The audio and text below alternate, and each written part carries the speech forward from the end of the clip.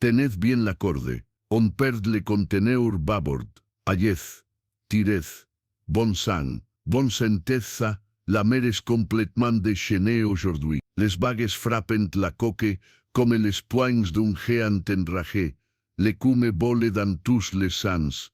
Le vent rugit dans nos oreilles comme s'il voulait nous arracher du pont et nous jeter dans l'eau sombre. Le bateau tangue d'un côté à l'autre et nous devons nous accrocher aux grilles pour ne pas perdre l'équilibre. Mais nous sommes prêts pour cela. Nous nous sommes entraînés pendant des mois pour ce moment précis. Tous les systèmes ont été vérifiés 3 fois. Les caméras du véhicule télécommandé ont été verrouillées et calibrées avec une précision millimétrique. Les propulseurs ont été préparés et testés dans toutes les directions. Les réservoirs d'oxygène sont sécurisés et la pression maximale est indiquée sur les jauges vertes. Les câbles à fibre optique ont été enroulés avec une précision chirurgicale, chaque mètre ayant été vérifié pour s'assurer qu'il n'y a aucun dommage susceptible de compromettre la transmission des données. Rien ne peut nous arrêter maintenant. Nous avons passé des années à planifier cette expédition. Chaque détail a été calculé, chaque éventualité prévue. Vérification des systèmes du véhicule sous-marin terminée. Prêt pour le déploiement. Compris capitaine. Mise en place de l'équipement. Régulateur de pression activé. Vérification de tous les paramètres en cours. Les chiffres clignotent sur les écrans qui nous entourent, confirmant que tout est dans les limites opérationnelles. La tension dans l'air est palpable. Un mélange d'anxiété et d'excitation que nous partageons tous sans même dire un mot. Très bien, c'est parti. C'est le moment que nous attendions. Nous commençons à descendre véhicule dans les eaux bleues profondes de l'Atlantique Nord. La grue grince sous le poids de l'équipement. Les câbles se tendent, puis notre œil mécanique touche la surface de l'océan. Regardez comme il descend. Il glisse à travers les vagues agitées avec une grâce surprenante pour quelque chose d'aussi lourd et complexe. Des bulles argentées le suivent comme la queue d'une comète sous-marine, s'élevant en spirale tandis que le véhicule traverse la lumière du soleil qui pénètre encore dans les premiers mètres d'eau. La surface scintille au-dessus des caméras.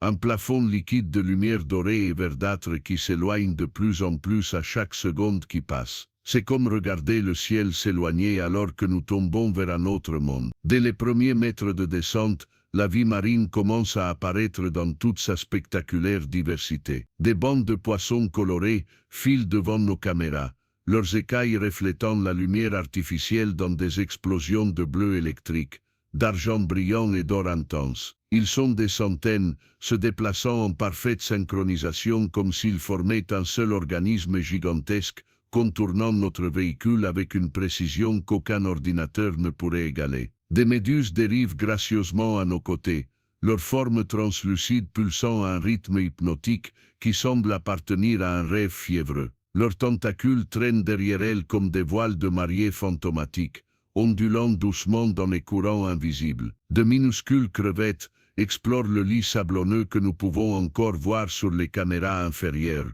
leur corps presque transparent se déplaçant avec une précision mécanique fascinante à observer. Chaque faisceau lumineux de notre véhicule révèle un monde complètement étranger, et en même temps absolument hypnotisant. C'est comme si nous entrions sur une autre planète, un endroit où les règles que nous connaissons à la surface ne s'appliquent tout simplement plus. La gravité fonctionne différemment ici.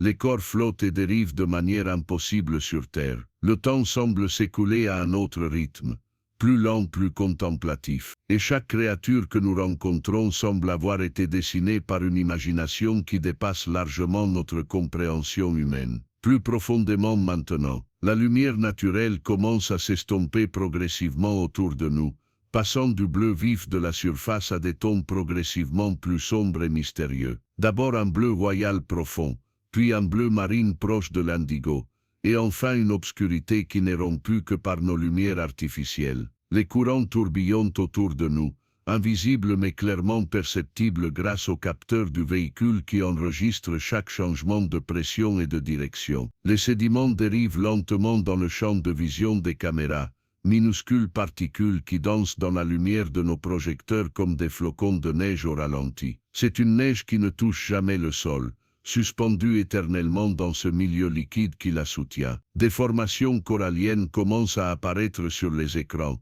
Des structures qui ont mis des siècles à pousser de quelques mètres seulement. Ce sont des cathédrales naturelles, des architectures impossibles créées par des milliards d'organismes microscopiques travaillant ensemble depuis d'innombrables générations. Des rochers recouverts de vie marine émergent de l'obscurité, leur surface transformée en jardins sous-marins aux couleurs et textures qui défient toute description. Des débris éparpillés commencent également à apparaître, laissant entrevoir les siècles de mystères accumulés au fond de l'océan. Des morceaux de métal corrodés, des fragments de bois pétrifiés, des objets méconnaissables qui ont été transformés par le temps et la pression en quelque chose de complètement différent de leur forme d'origine. Pouvez-vous voir cela sur les écrans? Une ombre gigantesque commence à se former devant nous, émergeant de l'obscurité bleue comme un léviathan endormi se réveillant d'un sommeil séculaire. Le contour devient plus net à chaque mètre que nous descendons, et avant même de pouvoir en voir les détails, nous savons déjà ce que c'est. Sa forme est indéniable, gravée dans la mémoire collective de l'humanité, depuis plus d'un siècle à travers des récits, des films et des documentaires.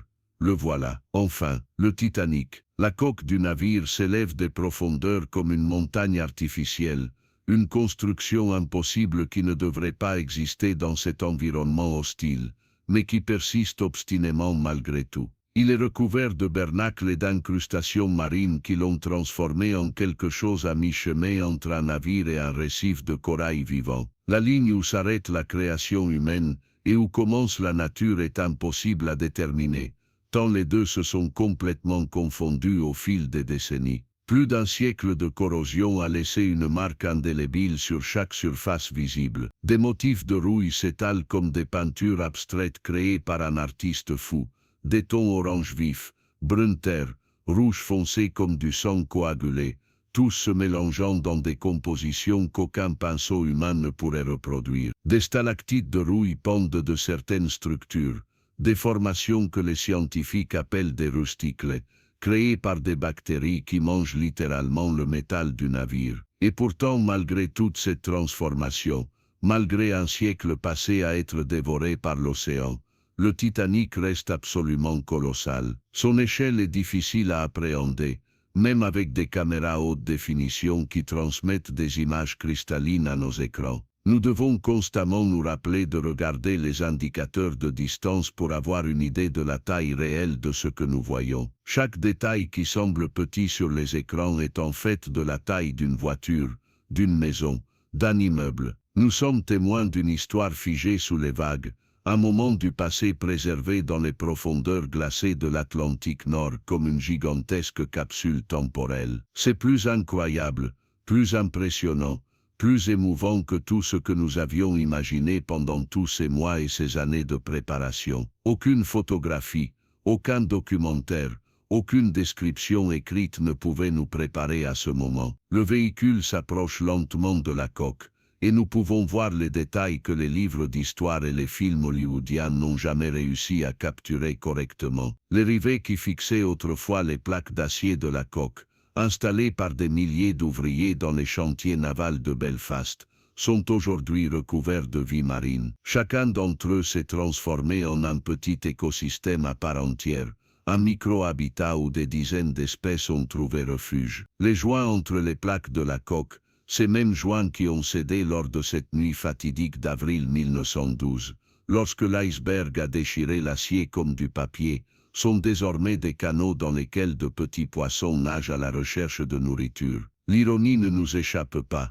Les points faibles qui ont causé la mort de plus de 1500 personnes abritent désormais une vie abondante. La proue du navire conserve encore sa forme caractéristique, cette silhouette emblématique qui est devenue l'un des symboles les plus reconnaissables du XXe siècle. Combien de fois avons-nous vu cette forme dans des films, des documentaires, des livres? Combien de fois avons-nous imaginé ce que ce serait de la voir en personne? Et maintenant elle est là, réelle et tangible sur nos écrans, recouverte de sédiments et de végétation marine, mais toujours indéniablement elle-même. Même sous des couches de détérioration, nous pouvons encore voir l'élégance du design original, les lignes qui ont été conçues pour fendre les vagues de l'Atlantique avec une vitesse et une grâce inégalées. Les ingénieurs navals de 1912 ont créé quelque chose qui était à la fois une machine et une œuvre d'art, et cette beauté fondamentale transparaît encore à travers toutes les transformations que le temps a imposées. Le mât de proue se dresse toujours obstinément,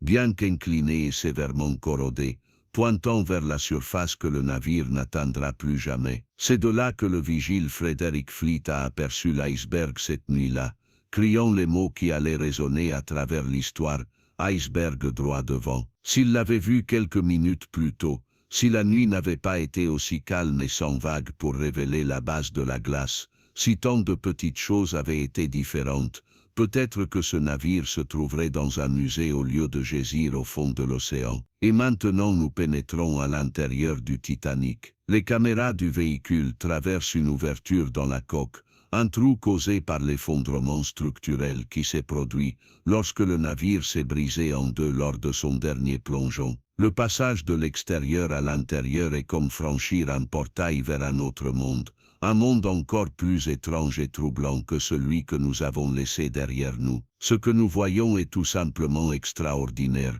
une vision qui nous laisse momentanément sans voix malgré toutes ces années de préparation. Regardez ça. Des meubles brisés jonchent le sol dans des arrangements chaotiques, qui racontent l'histoire des derniers instants du navire. Les chaises qui accueillaient autrefois les passagers les plus riches du monde, sont maintenant renversées et recouvertes de sédiments marins, leur structure en bois partiellement dissoute mais toujours reconnaissable. Le verre brisé des fenêtres et des miroirs reflète la lumière de notre véhicule dans 1000 directions différentes, créant des constellations momentanées qui clignotent et disparaissent dès que nous déplaçons les projecteurs. Chaque fragment est une étoile filante dans ce ciel inversé, un rappel qu'il y avait autrefois de l'élégance et de la beauté dans ces espaces désormais dominés par l'obscurité et la détérioration. Des objets personnels éparpillés racontent les histoires silencieuses de vie brutalement et soudainement interrompues. Une brosse à cheveux avec un manche en argent noirci par le temps,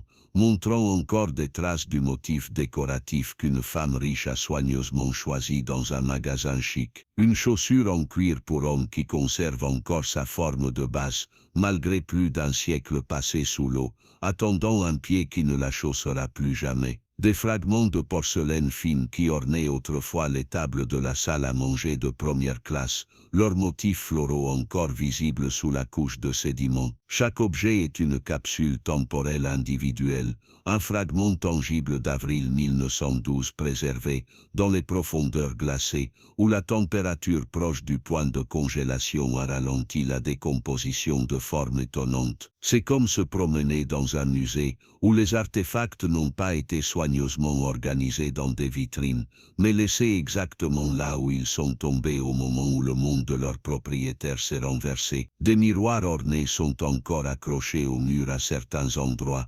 conservant miraculeusement leur position d'origine malgré tout ce qui s'est passé. Ils sont aujourd'hui à moitié recouverts de coraux et de sédiments, leur surface réfléchissante rendue opaque par la détérioration, mais on peut encore voir leurs contours élégants, on peut encore imaginer les visages qui s'y reflétaient autrefois. Ces miroirs reflétaient autrefois des millionnaires américains, des aristocrates britanniques, des magnats de l'industrie, leurs épouses couvertes de bijoux, leurs enfants vêtus de vêtements qui coûtaient plus cher que ce que des familles entières gagnaient en un an. Aujourd'hui, ces miroirs ne reflètent plus que l'obscurité de l'océan et parfois la lueur des phares de notre véhicule qui passe. C'est comme si le temps lui-même avait été capturé et déformé dans ses reflets assombris, comme si nous pouvions presque voir les fantômes du passé se déplacer dans les profondeurs du verre détérioré. Chaque objet ici raconte une histoire, reposant silencieusement sous les vagues depuis plus d'un siècle,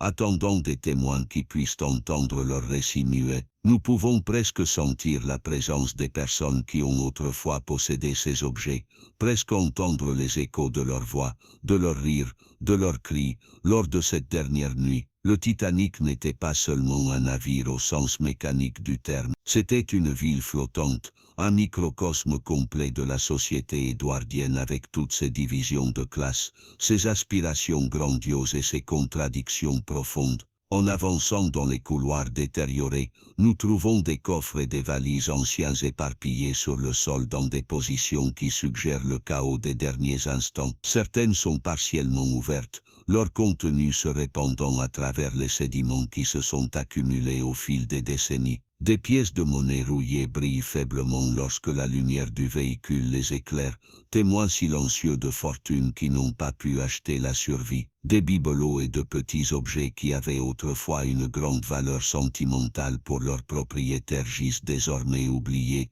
et mélangés dans le désordre général. Un peigne en écailles de tortue, une trousse de maquillage avec un couvercle en argent, une boîte à musique qui ne jouera plus jamais ses mélodies. Des reliques de la vie des passagers, délicates et précieuses malgré la corrosion, chacune représentant une histoire personnelle qui a été réduite au silence à jamais dans les eaux glacées de l'Atlantique. Là, dans un coin partiellement obscurci par les sédiments accumulés, nous voyons quelque chose qui nous fait interrompre les commandes du véhicule en signe de respect silencieux. Un squelette humain repose sur un lit corrodé, les os encore articulés dans une position qui suggère un sommeil éternel, vêtu de restes de vêtements en lambeaux, qui conservent encore des traces de leur couleur et de leur motif d'origine. Ce passager inconnu a trouvé son dernier repos exactement là où il dormait, peut-être sans jamais s'être réveillé pour se rendre compte que son monde était en train de s'effondrer.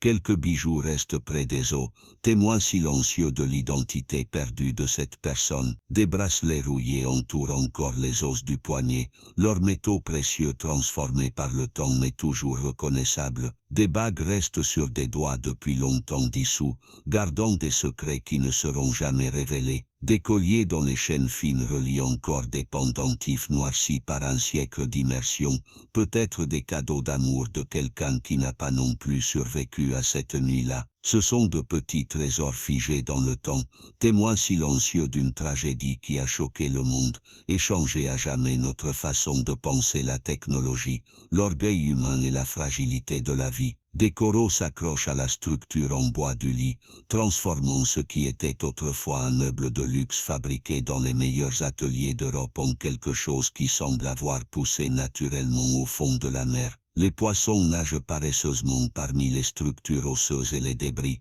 complètement indifférents à la signification historique et émotionnelle du lieu où ils ont élu domicile. Pour eux, le Titanic n'est qu'un récif de plus, un endroit de plus où trouver de la nourriture et un abri dans les profondeurs obscures de l'océan. La nature ne fait aucune distinction entre une formation rocheuse naturelle et les vestiges d'une tragédie humaine. Ici, l'histoire est tangible d'une manière qu'aucun musée ou mémorial ne pourrait reproduire. Elle est effrayante au sens le plus littéral du terme, comme si des fantômes habitaient réellement ces espaces sombres, et en même temps, elle est hypnotisante, impossible à détourner le regard, impossible de ne pas vouloir en voir plus, en savoir plus, comprendre plus sur ce qui s'est passé ici, et sur les personnes dont la vie s'est terminée dans ces eaux glacées. En nous dirigeant vers la cuisine principale du navire, nous trouvons des cuisinières rouillées qui ont autrefois préparé des milliers de repas pour plus de 2000 passagers et membres d'équipage.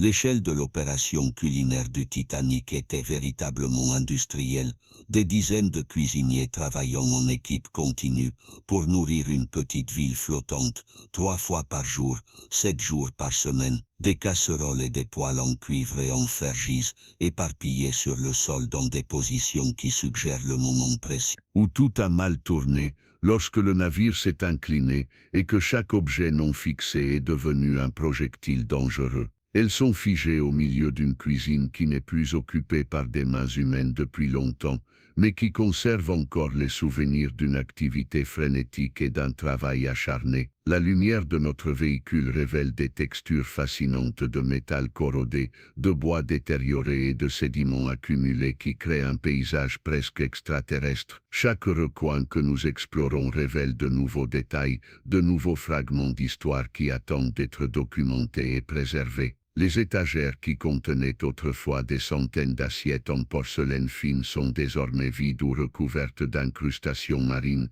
leur contenu s'étant depuis longtemps répandu sur le sol ou dissous dans l'eau. Les égouts au sol de la cuisine, où l'eau de nettoyage s'écoulait autrefois en quantité industrielle, sont désormais des canaux où de petits poissons nagent à la recherche de nourriture. Les plans de travail où les légumes étaient coupés et la viande préparée portent encore des traces d'utilisation des rainures laissées par des couteaux, des tâches qu'un siècle d'immersion n'a pas réussi à effacer complètement. Le Titanic repose silencieusement et imposant au fond de l'océan, une présence qui domine complètement cette région de l'Atlantique Nord. Toutes les créatures marines qui vivent dans ces profondeurs connaissent ce navire, l'utilisent comme référence, comme abri, comme source de nourriture. Il est devenu partie intégrante de l'écosystème local, aussi naturel que n'importe quelle formation géologique. Sa coque colossale, marquée par le temps et incrustée de dizaines d'espèces de coraux, de bernacles en couches superposées et de végétation marine vieille de plus d'un siècle s'étend dans l'obscurité comme une chaîne de montagnes sous-marines artificielles. À certaines distances,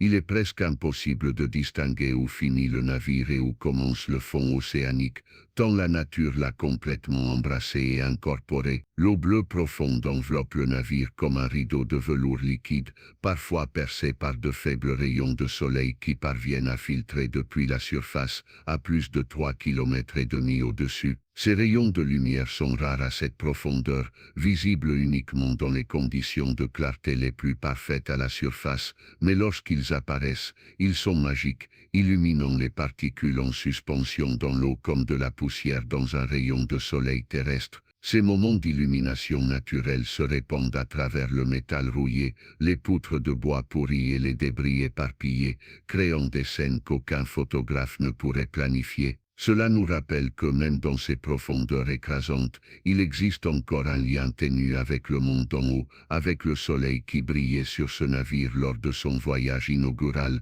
avec le ciel étoilé que les passagers ont contemplé sur le pont les nuits précédant le naufrage. L'extérieur du navire porte les traces dramatiques et indéniables de décennies passées sous l'eau. Des couches de peinture s'écaillent selon des motifs qui révèlent l'histoire de la détérioration, chaque couche représentant une période différente, une ère différente de corrosion progressive. Les grilles qui guidaient autrefois les passagers le long des ponts lors de leur promenade quotidienne sont désormais courbées selon des angles impossibles tordus par la pression et l'effondrement structurel. Des ouvertures régulières dans la coque marquent les endroits où l'acier a cédé sous l'effet combiné de la pression de la corrosion et du temps. Ce sont des portails vers l'intérieur sombre du navire, des fenêtres sur un monde d'ombre et de souvenirs que peu d'yeux humains ont jamais contemplés. Chaque ouverture a sa propre histoire, son propre moment de défaillance qui a contribué à transformer le navire en ce que nous voyons aujourd'hui. Cependant, malgré toutes ces marques de destruction et de temps, la taille et la présence absolue du Titanic sont toujours à couper le souffle. Même en ruine, même après plus de 100 ans à être lentement dévoré par l'océan, il inspire toujours l'admiration et le respect. Il était le plus grand objet mobile jamais construit par l'homme à son époque, l'apogée de l'ingénierie navale, la preuve ultime de ce que l'humanité pouvait accomplir, et cette grandeur fondamentale est encore palpable dans chaque mètre de sa structure détériorée. Alors que le véhicule glisse le long de la coque, notre lumière illumine des textures de métal corrodé qui ressemblent à des peintures abstraites. Des rivets incrustés de vie marine dépassent de la surface comme des bijoux sur une robe de bal détériorée. Les délicats motifs de corail qui ont envahi ce géant fait par l'homme créent des contrastes surprenants entre l'organique et le mécanique, entre le vivant et le mort. De petits bancs de poissons jaillissent, dans et hors des fissures de la coque, leurs écailles argentées brillantes, momentanément à la lumière avant de disparaître dans l'obscurité de l'intérieur. Ce sont les habitants permanents de cette épave, des générations de poissons qui sont nés, ont vécu et sont morts sans jamais connaître d'autres foyers. Pour eux, le Titanic n'est pas une tragédie ou un monument historique, c'est simplement leur maison. Les crevettes se déplacent sur les surfaces rouillées avec une détermination méthodique et inlassable, nettoyant les particules de nourriture des incrustations, contribuant ainsi au cycle sans fin de la vie et de la mort qui se déroule dans chaque centimètre de ce récif artificiel. Les méduses dérivent lentement dans le champ de vision des caméras, leurs corps translucides brillant doucement sous notre éclairage artificiel comme des fantômes de l'océan. Les sédiments tourbillonnent doucement dans les courants invisibles, perturbés uniquement par le mouvement de notre véhicule ou par l'eau elle-même dans son flux éternel. Cela crée une atmosphère brumeuse et éthérée qui ajoute des couches de mystère à chaque image que nous capturons. C'est comme explorer une cathédrale submergée par une nuit brumeuse, où chaque forme se dissout dans l'ombre avant que nous puissions la comprendre complètement. À l'intérieur du navire, les couloirs s'étendent à l'infini devant nous, nous invitant à explorer toujours plus loin. Les caméras du véhicule révèlent des perspectives qui s'amenuisent dans l'obscurité absolue, des tunnels mystérieux qui semblent sans fin. Les panneaux de bois qui recouvraient autrefois ces murs avec élégance sont aujourd'hui déformés, écaillés et incrustés de bernacles qui ont poussé au fil des décennies.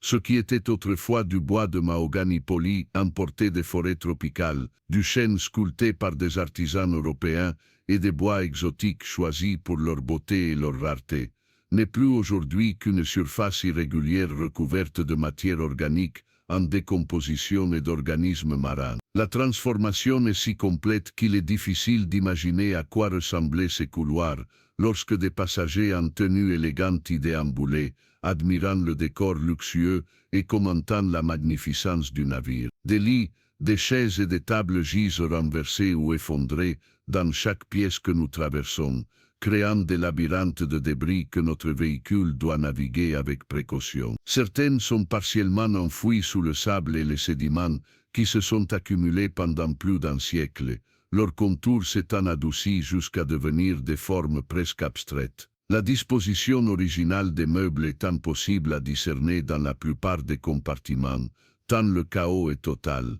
Des effets personnels apparaissent partout, fragments de vie qui ont été interrompus sans préavis. Des miroirs au cadre élaboré gisent brisés sur le sol, leurs fragments reflétant notre lumière sous des angles inattendus. Des cadres photos dont les photographies se sont depuis longtemps dissoutes dans l'eau salée conservent encore leur forme, gardant des espaces vides où se trouvaient autrefois des visages aimés. Des ustensiles en argent noirci sont éparpillés, là où ils sont tombés lorsque le navire a coulé pour la dernière fois, figés au moment précis de leur chute. Des fragments de documents apparaissent parfois, des papiers qui, miraculeusement, portent encore des traces d'encre malgré un siècle d'immersion. Les mots sont désormais illisibles, dissous en taches qui ne font que suggérer la communication qu'ils véhiculaient autrefois. Il s'agissait peut-être de lettres d'amour, de documents commerciaux, de billets de loterie ou d'ordonnances médicales. Chaque fragment représente une histoire perdue,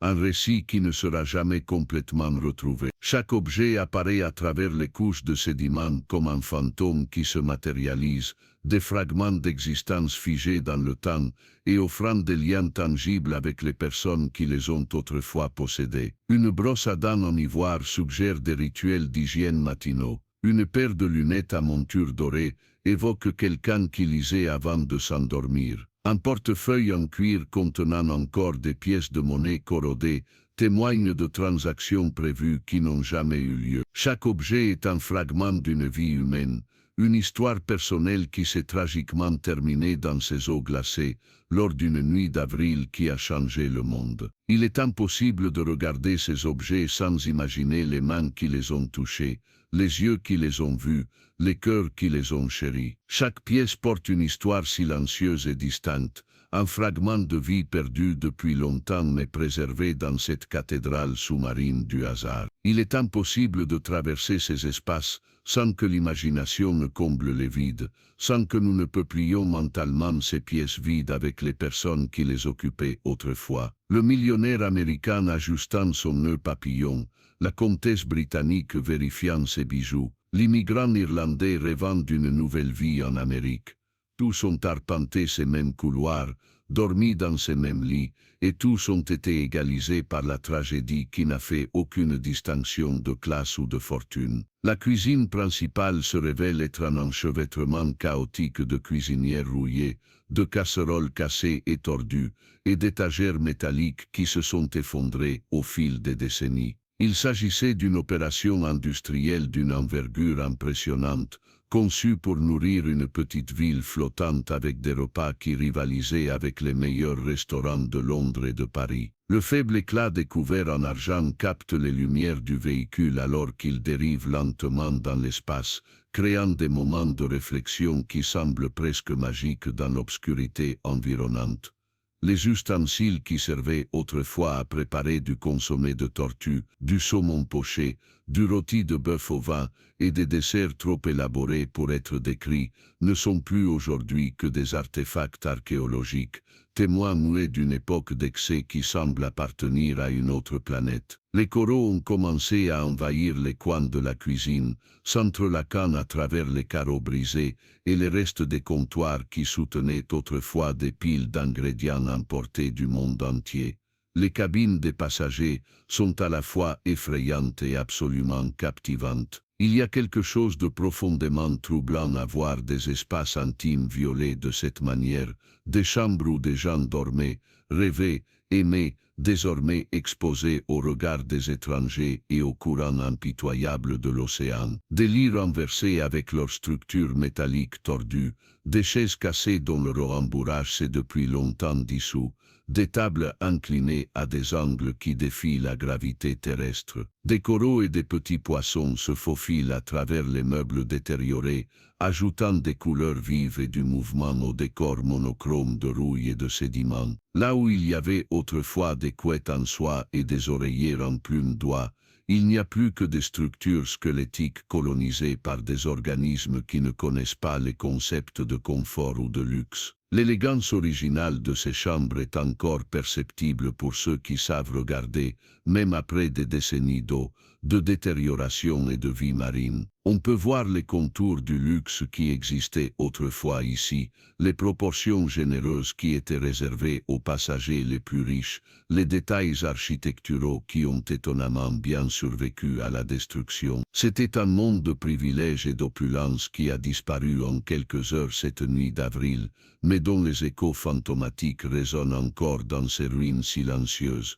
Dans la salle de musique, nous avons trouvé l'une des scènes les plus émouvantes de toute notre exploration. Un piano à queue corrodée est appuyé de manière précaire contre le mur, son angle suggérant un mouvement interrompu, comme s'il était en train de tomber lorsque le temps s'est simplement arrêté. Les touches sont déformées par la pression et partiellement incrustées de bernacles qui ressemblent à des notes de musique pétrifiées, une partition accidentelle écrite par la nature au fil des décennies. C'est sur ce piano, ou sur un autre très similaire que des musiciens ont joué jusqu'aux derniers instants du naufrage, selon les légendes qui entourent cette nuit-là. L'histoire selon laquelle l'orchestre a continué à jouer pendant que le navire coulait est peut-être ou non littéralement vraie, mais elle capture quelque chose d'essentiel sur la dignité humaine face à un désastre inévitable. Des partitions déchirées flottent lentement dans les courants invisibles, se courbant sur les bords comme si elles étaient lues par des musiciens fantômes. Les notes imprimées il y a plus d'un siècle sont désormais impossibles à déchiffrer, dissoutes par l'eau et le temps en taches qui ne suggèrent plus que des mélodies. Mais les fragments de papier évoquent encore la musique qui remplissait autrefois cet espace, les valses et les ragtime qui accompagnaient les passagers dans leurs soirées festives. Les structures en bois des chaises gisent brisées et tordues sur le sol, mais on peut encore voir la qualité exceptionnelle de leur fabrication d'origine. C'étaient des meubles fabriqués par des maîtres artisans conçus pour durer des générations dans des manoirs élégants ou des hôtels de luxe. Personne n'aurait jamais imaginé qu'ils finiraient au fond de l'océan, lentement consumés par l'eau salée et colonisés par des créatures qui ne font pas la différence entre une chaise chipandale et un rocher quelconque. De doux faisceaux lumineux provenant du véhicule balayaient les instruments éparpillés, révélant les textures surréalistes du métal rouillé mêlé à des excroissances de corail et de bois détériorés. Nous capturons des images de bords dorés et de détails métalliques qui ont étonnamment bien survécu à un siècle d'immersion, projetant de petits éclats à travers les sédiments en suspension. L'espace semble exister dans une dimension parallèle suspendue entre le temps et l'éternité. Le grand escalier se révèle être le point culminant de notre exploration, une vision qui nous laisse momentanément sans voix. C'était le cœur social et architectural du Titanic, l'espace qui définissait toute l'expérience du voyage en première classe sur ce navire. Il a été spécialement conçu pour impressionner et émerveiller, pour montrer aux passagers dès leur arrivée à bord qu'ils se trouvaient dans un lieu vraiment extraordinaire, quelque chose qui n'avait jamais existé auparavant et qui n'existerait peut-être plus jamais. Aujourd'hui, il n'en reste qu'un squelette majestueux de sa gloire passée, mais il parvient encore à impressionner d'une manière qu'aucune ruine ne devrait être capable d'impressionner. Les rampes sont tordues de manière presque artistique, comme si un sculpteur abstrait les avait travaillées. Les marches sont toujours en place, recouvertes de sédiments et de coraux, mais toujours fonctionnelles en théorie, suggérant encore la possibilité de monter et de descendre. Les débris des structures supérieures qui se sont effondrées lors de l'impact avec le fond océanique jonchent le sol comme les vestiges d'une bataille épique. La coupole de verre ornemental qui couronnait autrefois l'escalier, laissant entrer la lumière naturelle pendant la journée et offrant un magnifique lustre la nuit, a disparu depuis longtemps, probablement dans les premières années qui ont suivi le naufrage. Mais les structures en fer qui la soutenaient sont encore partiellement présentes, squelettes rouillés pointant vers l'océan au-dessus. Les ombres changent et oscillent à mesure que les courants déplacent les sédiments en suspension dans l'espace, créant un ballet presque fantomatique qui est hypnotisant à observer. Les particules dansent dans la lumière comme de la poussière dans un rayon de soleil, mais au ralenti extrême, chaque mouvement étant étiré pour durer des secondes plutôt que des fractions de secondes. C'est une chorégraphie qu'aucun réalisateur n'aurait pu imaginer, créée par la collaboration accidentelle entre l'eau, le temps et la gravité. Chaque couloir que nous explorons, chaque cabine que nous inspectons, chaque espace ouvert que nous traversons révèle de nouvelles couches d'histoire qui attendent d'être lues. Ce sont des récits d'un luxe inimaginable pour la plupart des gens de l'époque, d'une tragédie qui n'a finalement fait aucune distinction entre riches et pauvres, d'une ambition humaine qui a atteint tant de sommets et s'est effondrée de manière si spectaculaire. Tout cela est figé sous les vagues, préservé dans un état de lente détérioration qui se poursuivra pendant des décennies, voire des siècles. Même les salles des machines et des chaudières,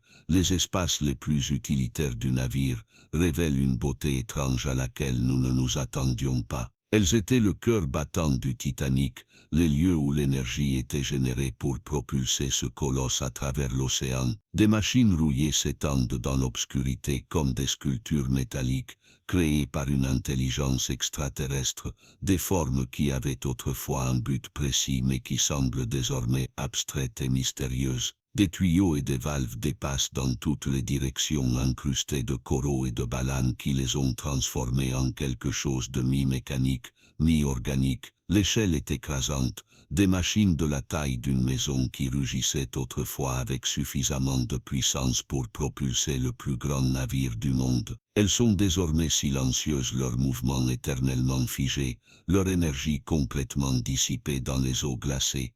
La lumière du véhicule éclaire les chiffres gravés sur les machines, des marques effacées qui guidaient autrefois les ingénieurs dans leurs tâches. Il s'agissait de codes et d'instructions vitaux, le langage technique qui permettait à l'ensemble du système de fonctionner. Nous pouvons voir les textures du métal usé par des décennies passées sous l'eau, des surfaces autrefois polies par une utilisation constante, désormais méconnaissables sous des couches de végétation marine. De minuscules créatures bioluminescentes dérivent au gré des courants dans ces espaces, ajoutant des points de lumière vive à l'obscurité mécanique. Ce sont des organismes qui produisent leur propre éclairage dans un monde où la lumière du soleil ne pénètre jamais, des étoiles vivantes dans un ciel de métal et de rouille. Pour ces créatures, les salles des machines du Titanic ne sont qu'un habitat de plus dans les profondeurs de l'océan, un endroit aussi naturel que n'importe quel autre. La mer elle-même semble vivante avec cette épave aux formes que nous n'avions pas anticipées. C'est comme si l'océan avait adopté le Titanic comme partie intégrante de lui-même,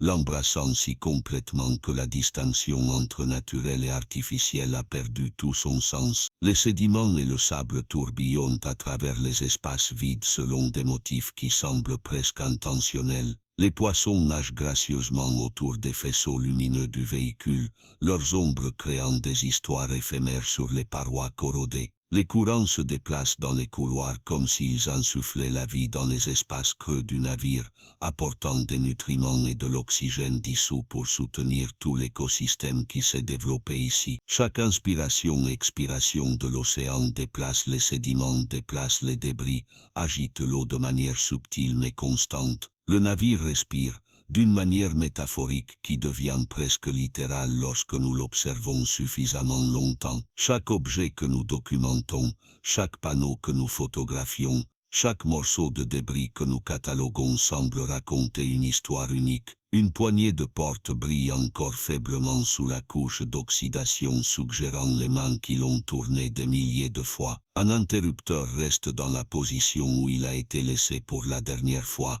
un geste quotidien fossilisé. Un cintre pend toujours à son crochet, vide depuis plus d'un siècle, attendant un manteau qui ne sera plus jamais accroché. Tous ces objets sont suspendus dans un moment entre l'histoire et le présent, entre ce qu'ils étaient et ce qu'ils sont devenus. Le Titanic, bien que profondément détérioré par un siècle d'immersion, reste magnifique d'une manière qui transcende son état physique actuel. C'est plus qu'une épave au sens technique du terme, c'est un monument involontaire, un mémorial accidentel, un lieu sacré créé par la tragédie plutôt que par l'intention. Impressionnant et silencieux sous les vagues, le navire hypnotise par son échelle impossible, ses textures complexes et l'imbrication complète de l'héritage humain avec la reconquête naturelle. Le visiter est un privilège que peu d'êtres humains auront jamais l'occasion de connaître, et nous sommes pleinement conscients de la responsabilité que cela implique.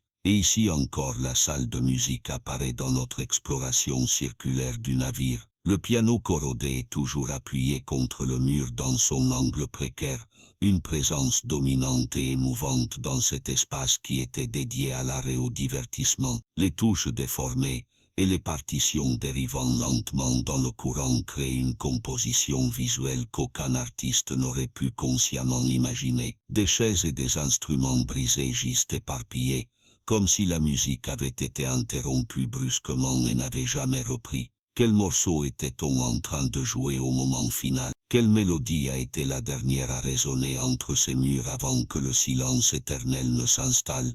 Nous ne le saurons jamais avec certitude, mais l'imagination comble les vides avec ses propres réponses. L'espace dégage encore une beauté étrange et troublante, comme si de faibles échos de mélodies subsistaient d'une manière ou d'une autre dans les molécules d'eau qui le remplissent. Il s'agit évidemment d'un fantasme, d'une projection de notre besoin humain de trouver un sens et une continuité, mais c'est un fantasme puissant, difficile à résister lorsqu'on se trouve face à un endroit comme celui-ci. Chaque faisceau lumineux du véhicule éclaire des détails qui étaient cachés sous des couches de sédiments depuis plus d'un siècle, révélant des fragments de l'histoire silencieuse et majestueuse du Titanic. Nous déterrons des souvenirs, en quelque sorte, mettant en lumière des fragments de vie et de moments que l'océan a tenté de garder pour lui. Le navire est figé sous ses eaux pour toujours, mais grâce à notre exploration, il revit en quelque sorte. En descendant encore plus profondément dans la structure du navire,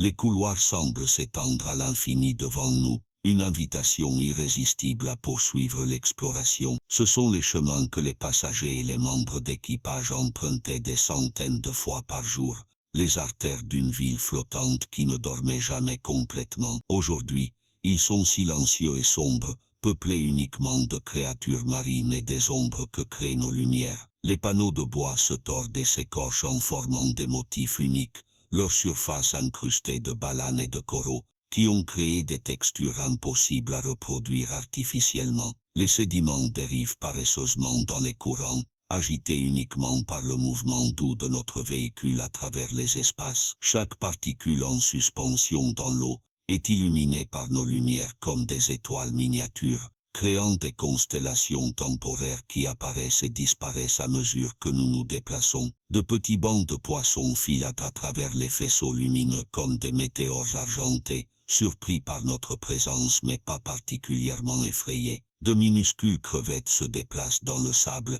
et les débris avec leur détermination caractéristique, ignorant complètement notre existence tandis qu'elles poursuivent leurs éternelles routines d'alimentation et de survie. Chaque pas dans ce monde oublié, chaque mètre que nous parcourons dans les couloirs délabrés, ressemble à un voyage à travers le temps au-delà de l'espace. C'est une cathédrale silencieuse de l'ambition et de la tragédie humaine, un lieu où le passé reste aussi présent que dans n'importe quel autre endroit que nous avons visité. Les murs semblent murmurer des histoires à ceux qui savent écouter, et nous essayons de capturer chaque murmure avec nos appareils photo et nos capteurs. En entrant à nouveau dans une cabine de première classe, la scène est hypnotisante d'une nouvelle manière. Chaque cabine est différente, chacune préservée de manière unique par le hasard de la détérioration et par la colonisation spécifique de la vie marine qu'il a choisie. Les lits gisent renversés dans des positions qui racontent les derniers instants,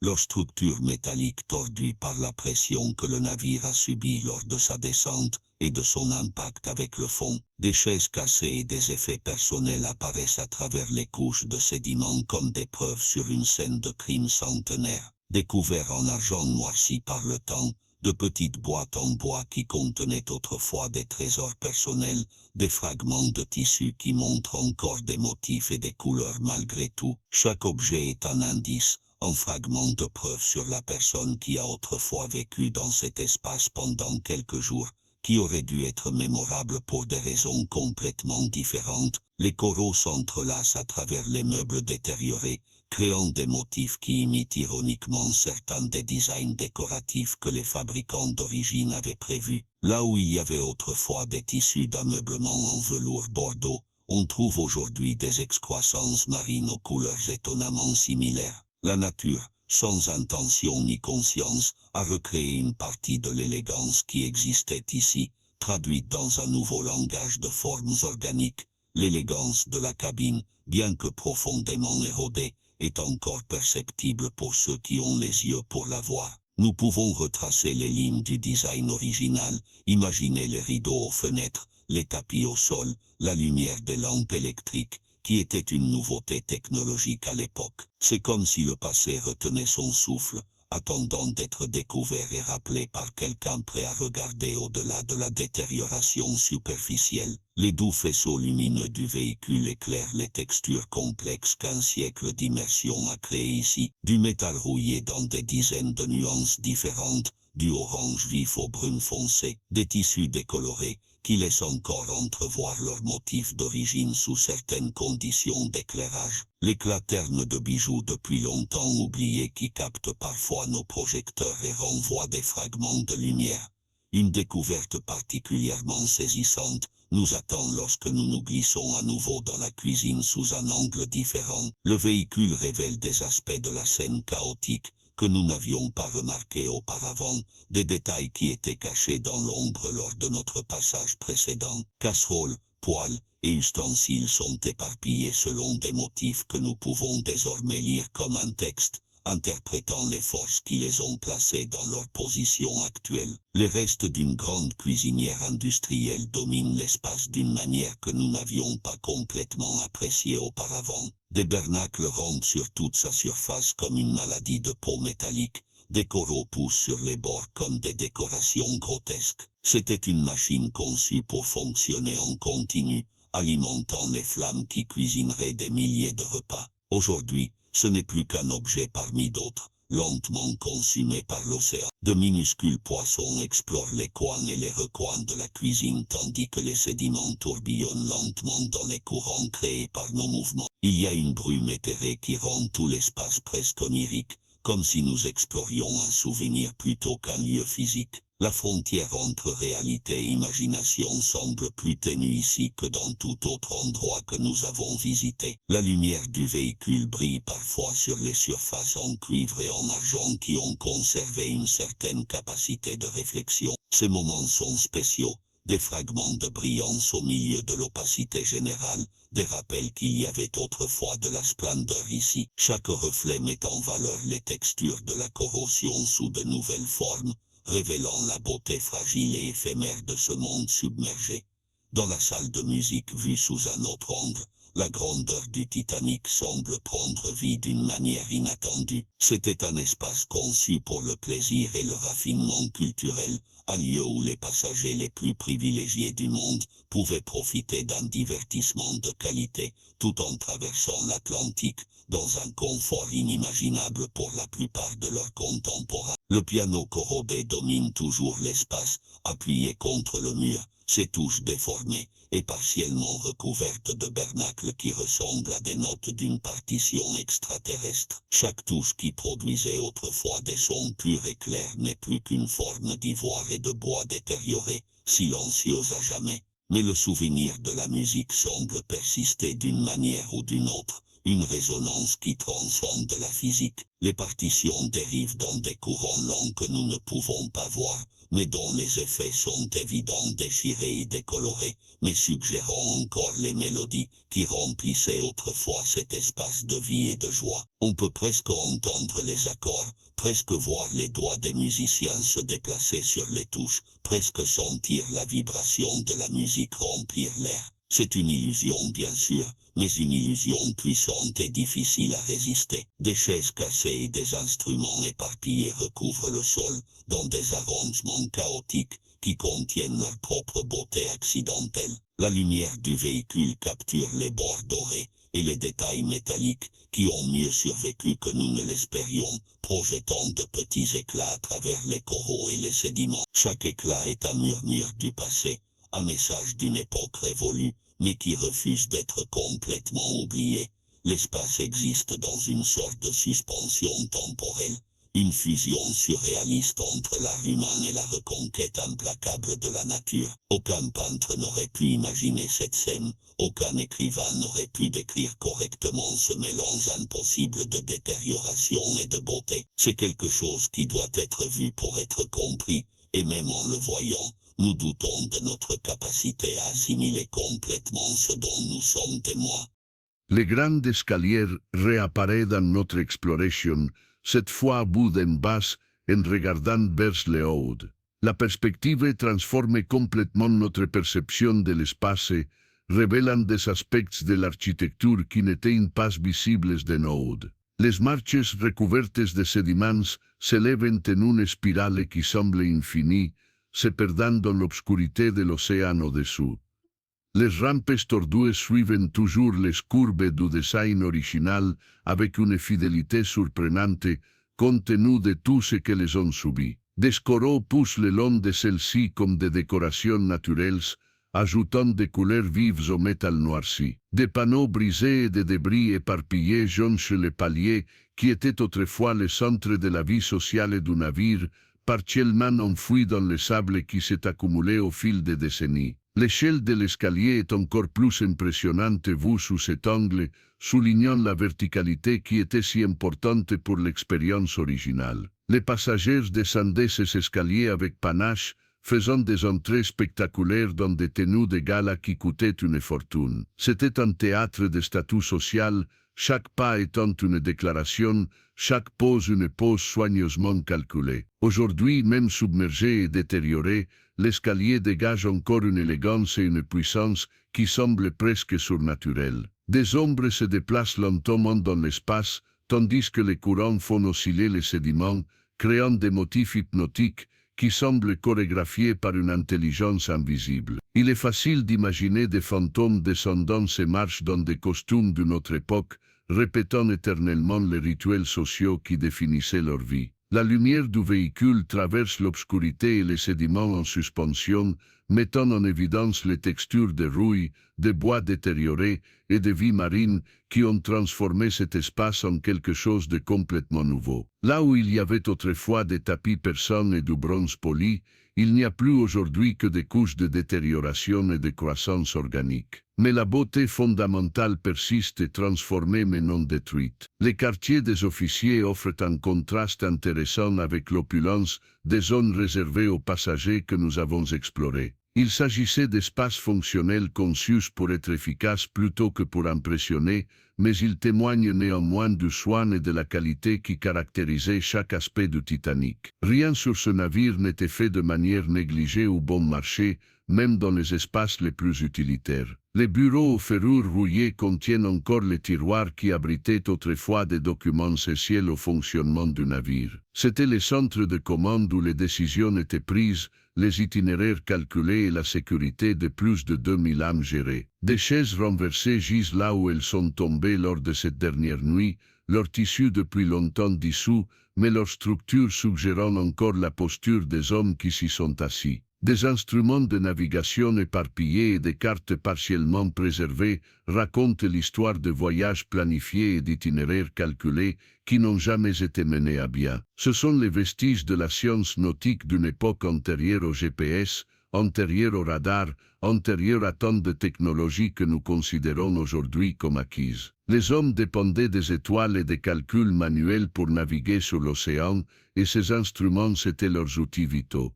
Des coraux et des balanes rompent le long des bords de chaque objet, créant des cadres organiques autour des artefacts de l'ère industrielle. Le mouvement doux des sédiments dans les courants ajoute une qualité onirique à chaque scène, comme si nous observions non pas la réalité, mais une représentation de celle-ci dans un milieu que nous ne comprenons pas complètement. De minuscules poissons explorent chaque fissure et chaque ouverture avec une curiosité qui semble presque scientifique. Leur petite forme ajoute de la vie et du mouvement à cet environnement principalement silencieux, nous rappelant que ce lieu de mort est également devenu un lieu de vie. Les bulles de notre véhicule flottent lentement vers une surface située à des kilomètres au-dessus, ponctuant le silence de petits rappels de notre présence temporaire. La lumière du véhicule capture les détails gravés sur des instruments qui sont encore lisibles après un siècle. Nous pouvons voir les noms des fabricants, les échelles de mesure, les chiffres qui guidaient autrefois les navigateurs dans leurs calculs. Ce sont des documents technologiques d'une époque révolue,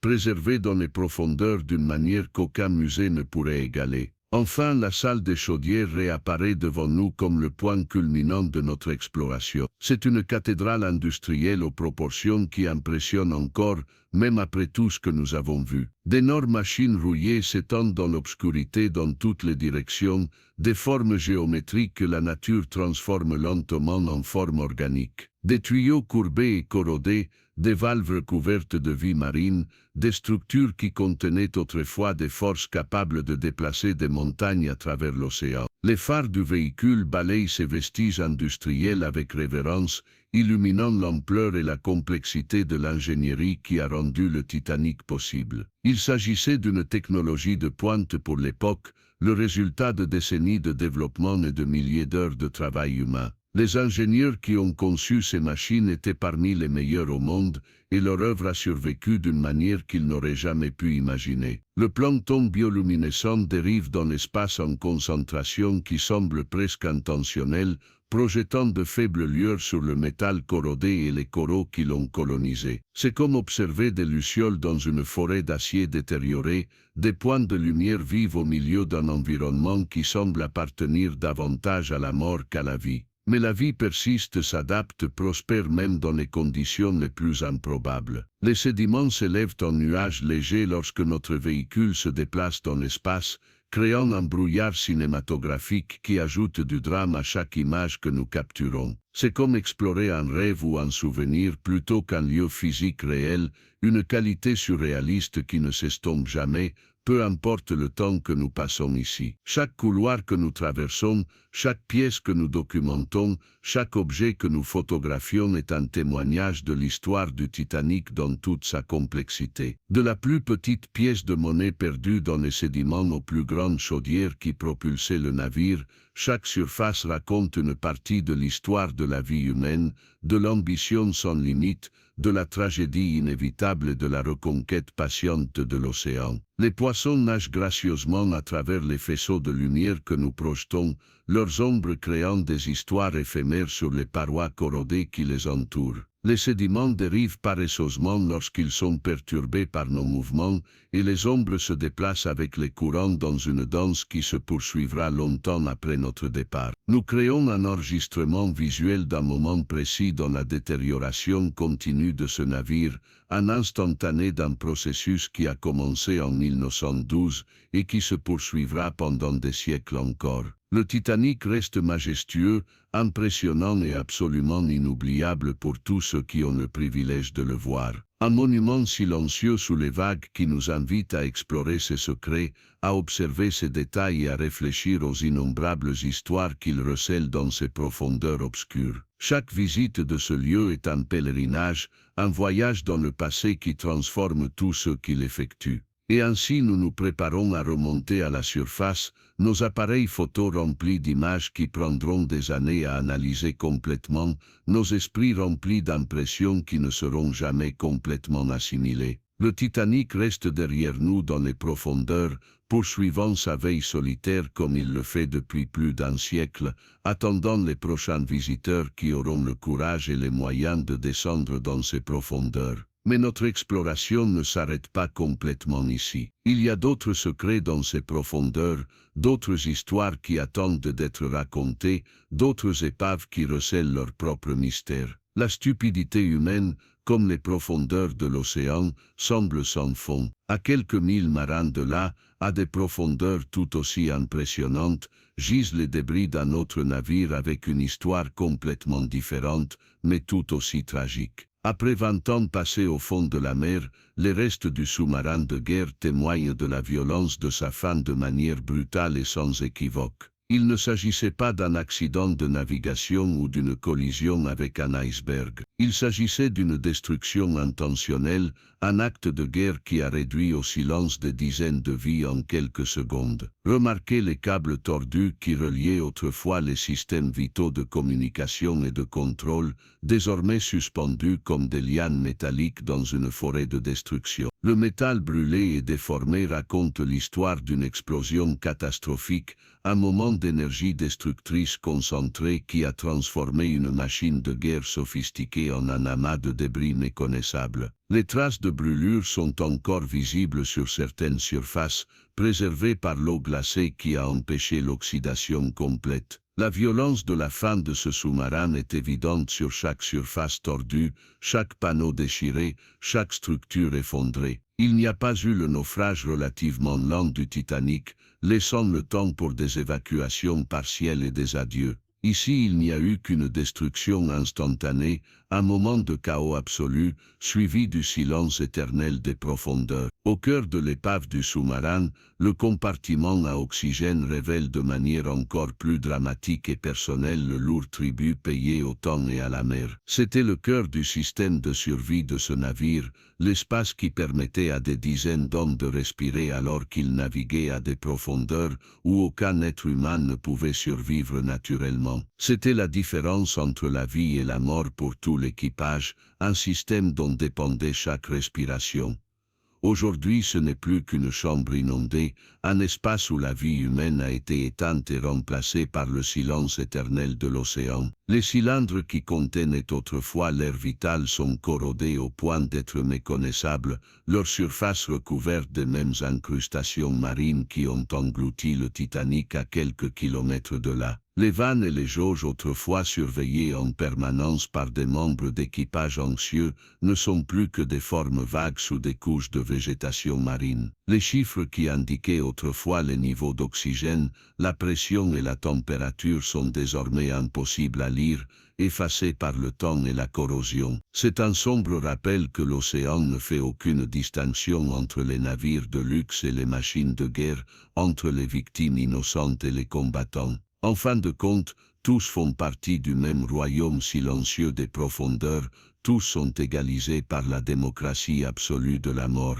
Et ainsi notre voyage à travers ce monde sous-marin touche à sa fin pour aujourd'hui. Nous remontons lentement à la surface, laissant derrière nous les navires que nous avons explorés, les secrets que nous avons documentés, les souvenirs que nous avons réveillés. L'océan se referme derrière nous comme il l'a toujours fait, gardant ses trésors avec la même patience dont il fait preuve depuis des millénaires. mais nous emporterons avec nous les images, les impressions, les émotions que cet endroit nous a procurées. Nous poursuivrons notre voyage à travers ce monde sous-marin, témoins privilégiés d'histoires que la plupart des gens ne verront jamais, gardiens temporaires de secrets que l'océan a conservés pendant des générations. Chaque plongée nous apprend quelque chose de nouveau sur la mer, sur l'histoire, sur nous-mêmes. Et tant qu'il y aura des mystères dans les profondeurs qui attendent d'être découverts, nous continuerons à descendre pour les trouver.